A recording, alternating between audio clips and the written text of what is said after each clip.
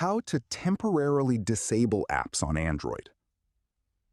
If you want to temporarily stop an app from running on your Android phone without uninstalling it, this video will show you how. First, open the Settings app. Now tap on Apps, then App Manager. Find and select the app you want to temporarily stop. Once you open the app settings, look for the Force Stop option. Tap on Force Stop, then tap OK to confirm. The app will now be stopped temporarily and will no longer run in the background until you open it again. Keep in mind that Force Stop does not uninstall or permanently disable the app.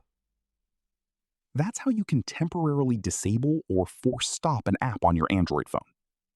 If you found this video helpful, please give it a thumbs up, subscribe, and turn on notifications for more Android tips.